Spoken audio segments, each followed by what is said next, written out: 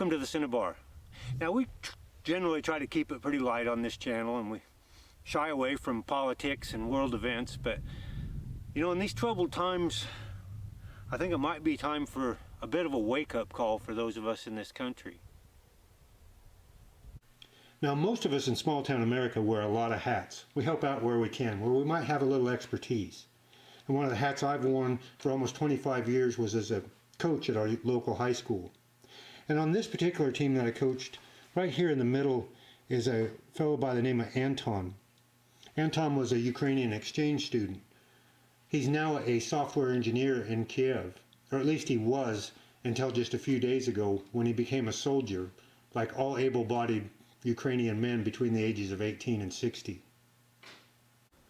Now, I've seen a lot of whimsical posts lately on social media about the old movie Red Dawn. And I have to admit, when I was a young man watching that show, it really got my blood pumping too. But you know, the people like Anton and those folks in the Ukraine, they're living that right now, and I doubt it's much like the Hollywood version of it. Now, do I think that's going to happen anytime soon here? I kind of doubt it. You know, the logistics of that, of being attacked on American soil at this point, and the strength of the Second Amendment, I think are a pretty strong deterrent to that.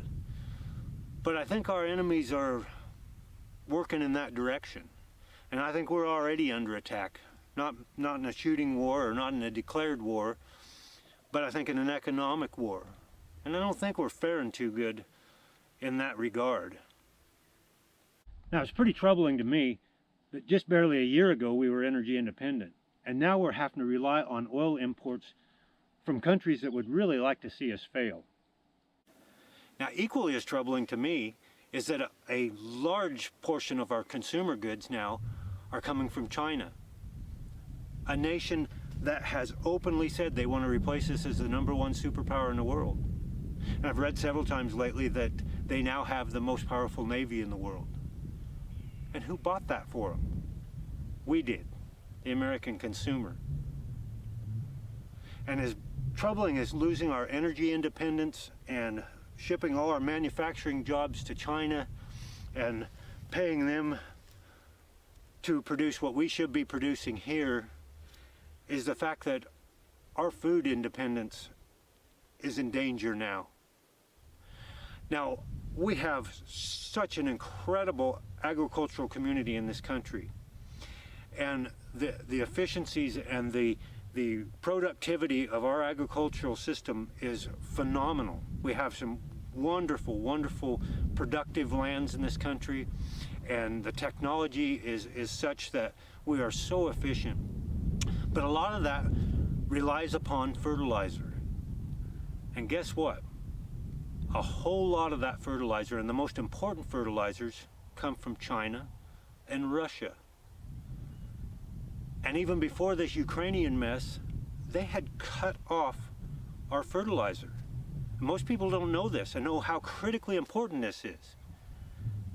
And who knows whether we'll even see any again now that this mess is going on, and certainly not from Russia, for sure. But to illustrate, 2 years ago we could buy fertilizer at about an average for alfalfa, which was what we grow for our cattle, of about $90 an acre per year. Before this mess in Ukraine, it was predicted that if we could get fertilizer this year, it would be almost $300 an acre, and all bets are off now. Who knows what it will be if we could even get the fertilizer, what it would cost. Now, this is a huge problem, and it's by design. There's no question that there's reasons behind this that are strategic rather than the nonsense that we're being given about, you know, some kind of manufacturing capacity in those countries and shortages in those countries. They're withholding that to affect our agricultural productivity.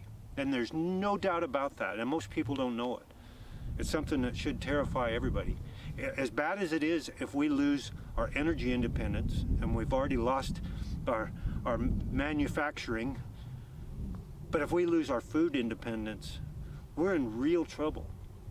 And there's no doubt this is all by design to weaken us to the point that maybe someday we are in a situation where we're having to fight out here in the hills like they did in that darn Red Dawn movie. So what can we do about it? Well, the first thing we need to do is stop buying cheap Chinese junk. And I know it's really easy just to run down to your local Walmart, well, not out here, but in most places, or get onto the internet, onto Amazon.com and buy this stuff. It's cheap, it's easy, it's convenient, but what are we doing? We're exporting our wealth and our manufacturing capacity to a country that wants nothing more than to see us fail and to be weakened.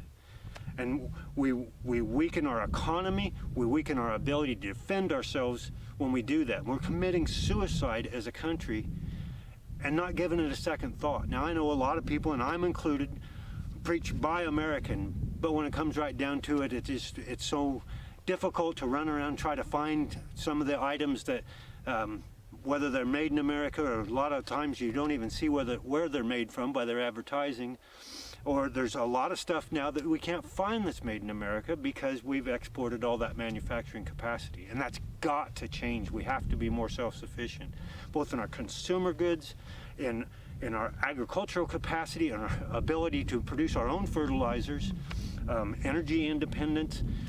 We're just weakening our country, and we're not paying attention to what's happening. And what we're also doing is weakening our ability to defend others who can't defend themselves as well. And we're starting to see that now with the situation in Ukraine and the dire straits that Taiwan is in. You know, it's not just us that we're affecting by doing this stuff and weakening our country. We're affecting the rest of the free world. Now, we may not be in imminent danger of military action in our backyard anytime in the near future, but we do have a real danger of some hard times coming. Now, we're already seeing inflation taking off. Fuel prices are going sky high and probably going to get worse, and probably going to be some shortages before this is all over. If our enemies have their way, we're going to have agricultural food shortages as well. And I wouldn't put it past them to create shortages of our consumer goods as well. I mean, just look at what's going on with the chips for the automobiles and whatnot right now, being withheld, and we've been reliant upon China for those for far too long, and we need to be to the point where we can produce those ourselves. Now, what can we do? Well, if we've learned nothing else from our friends in the Ukraine, it's that we need to be armed with adequate supplies of ammunition to protect ourselves and our families. And I think it would be prudent to be prepared for shortages of fuel, of food, of consumer goods, and be prepared for inflation to get even worse, the way things are going in this world. Now, I'm not saying we all need to become preppers or survivalists. We're fortunate here on the ranch, just the way we live. We're probably better prepared than most of the preppers or survivalists of the world. We could take care of ourselves pretty well. But we really need to be aware that we're really in dangerous times right now, and it'd be real easy to take our eye off the ball and be a little too complacent. I think we already are. But the number one thing we can do to help our country and ourselves is to buy American. And if it isn't available from an American manufacturer, buy from a country that's friendly to us, and stop supporting the people that would like to see us fail or would like to do us harm. Now, we'll get back to some lighter topics in our next episode, so stick around for that. And until then, happy, safe, and prosperous trails from the Cinnabar.